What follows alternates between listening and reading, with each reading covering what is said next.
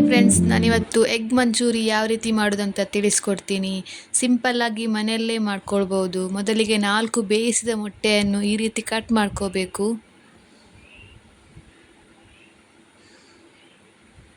ನಂತರ ಅದರಿಂದ ಎಲ್ಲೋ part separate ಮಾಡಬೇಕು. ಎಲ್ಲೋ ಪಾರ್ಟ್ ನಾನು ಯೂಸ್ ಮಾಡ್ತಾ ಇಲ್ಲ, ಇಲ್ಲಿ ಸ್ಮೆಲ್ ಬರ್ತದೆ. ಸೊ ಎಲ್ಲೋ ಪಾರ್ಟನ್ನು ನಾನು ಸಪ್ರೇಟ್ ಮಾಡ್ತಾ ಇದ್ದೇನೆ. ನಂತರ ಇದನ್ನು ಚಿಕ್ಕ ಚಿಕ್ಕ ತುಂಡುಗಳಾಗಿ ಕಟ್ ಮಾಡ್ಕೋಬೇಕು. ಈ ರೀತಿ ನೋಡಿ, ಚಿಕ್ಕ ಚಿಕ್ಕ ತುಂಡುಗಳಾಗಿ ಕಟ್ ಮಾಡ್ಕೋಬೇಕು.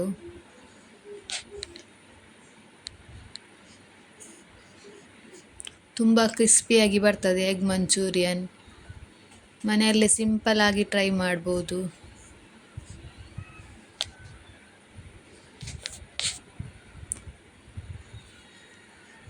ಈಗ ಕಟ್ ಮಾಡ್ಕೊಂಡಿರುವ ಎಗ್ಗನ್ನು ಒಂದು ಬೌಲಿಗೆ ಹಾಕುವ.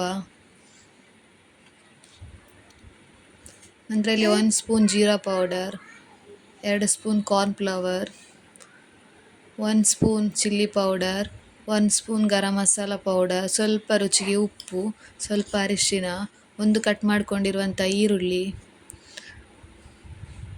ನಂತರ ಇಲ್ಲಿ 1 ಮೊಟ್ಟೆ ಹಾಕಿ ಚೆನ್ನಾಗಿ ಮಿಕ್ಸ್ ಮಾಡ್ಕೋಬೇಕು. ಇದು ಉಂಡೆ ರೀತಿ ಬರಬೇಕು.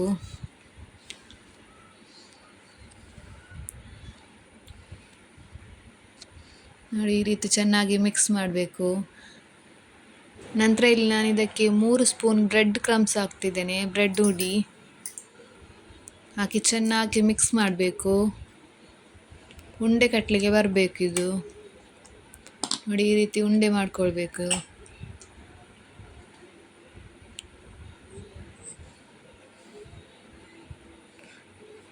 ಎಲ್ಲವನ್ನು ಉಂಡೆ ಮಾಡ್ಕೊಂಡಿಡುವ.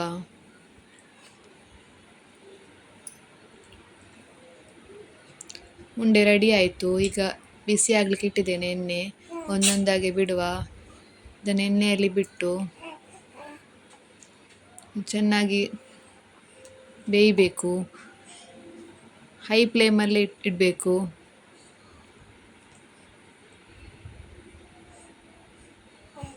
ನೋಡಿ, ಕಲರ್ ಬಂತು. ಇದು ಸಾಕೀಗ, ತೆಗೆದಿಡುವ.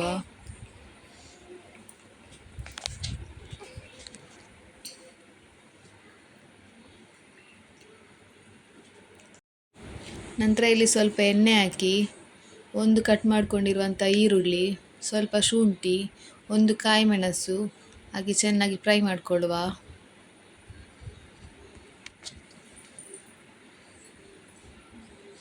ಇದು ಚೆನ್ನಾಗಿ ಫ್ರೈ ಆದ ನಂತರ ಇದಕ್ಕೆ ಸ್ವಲ್ಪ ಸೋಯಾ ಸಾಸ್, ಸ್ವಲ್ಪ ಟೊಮೆಟೊ ಸಾಸ್,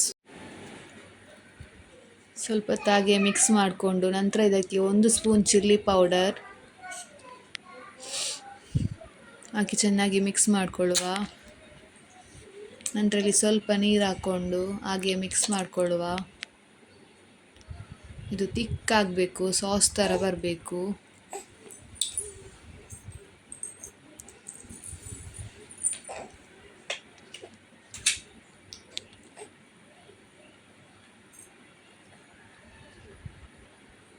ಈಗ ಇದಕ್ಕೆ ನಾವು ಉಂಡೆ ಮಾಡ್ಕೊಂಡಿರುವಂಥದ್ದನ್ನು ಹಾಕುವ.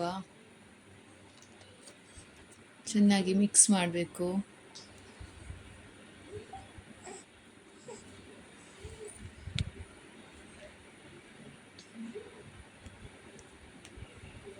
ಈ ರೀತಿ ಚೆನ್ನಾಗಿ ಮಿಕ್ಸ್ ಮಾಡಿಕೊಂಡು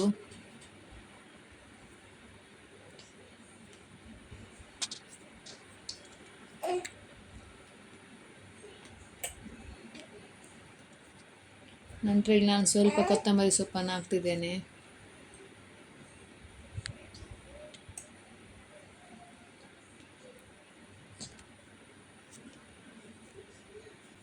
ಎಗ್ ಮಂಚೂರಿ ರೆಡಿಯಾಗಿದೆ. ನೀವು ಟ್ರೈ ಮಾಡಿ. ಲೈಕ್, ಶೇರ್, ಸಬ್ಸ್ಕ್ರೈಬ್ ಮಾಡಲು ಮರಿಬೇಡಿ. Thank you.